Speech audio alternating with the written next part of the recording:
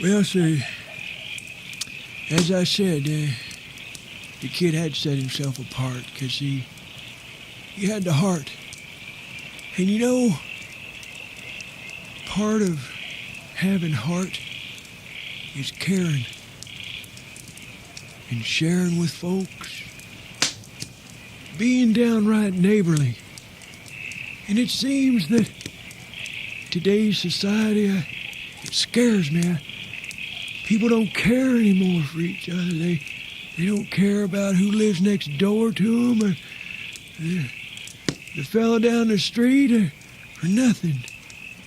Nobody cares anymore. It's just all me for themselves. And it wasn't like that back in my day. And it angers me so to see the way things are going. So that is why I have entitled this poem, Good Neighbors. A good neighbor today is often hard to find.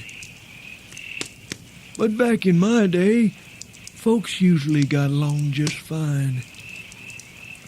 You see, it don't cost you a thing to be good to folks, taking time to visit, talk, even swap a few jokes. Oh, I remember times was if a bull wandered into someone else's herd, a cowboy would take him back to the proper owner. And with a shake of a hand and a mighty thanks, they'd sit a spell.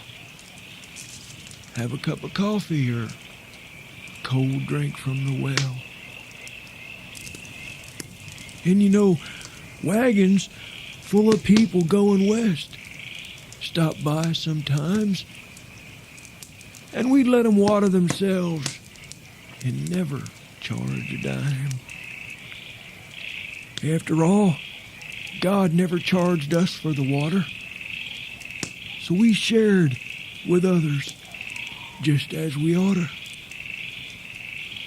Or maybe on his way to town, a cowboy found a fence that was down, and he'd ride into the outfit to tell the range boss. Or maybe he'd just reach into his saddlebags for pliers and such and fix it himself. Most times it didn't take much.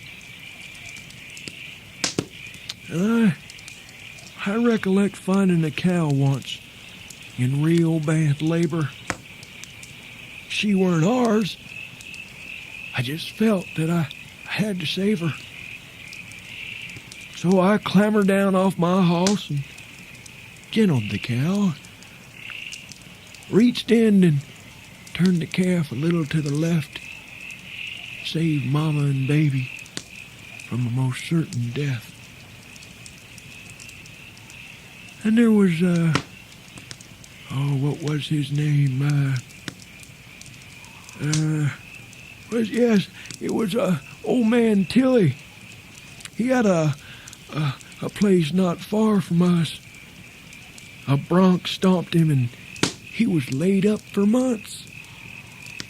So we rounded his few head with ours and sold him at the stockyard, so he'd have a little money when times got hard. And I'd met a cow puncher once who'd been left afoot. Yes, sir. He was tired and hungry, and all alone.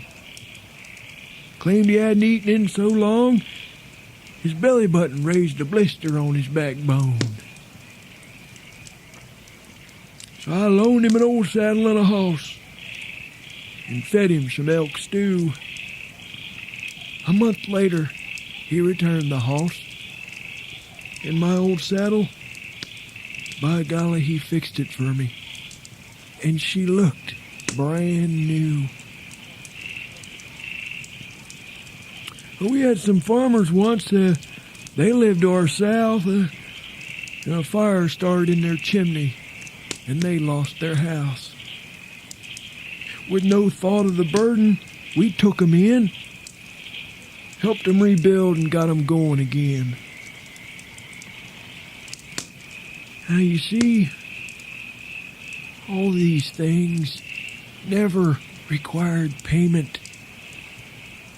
When someone needed a lift, I never took a cent.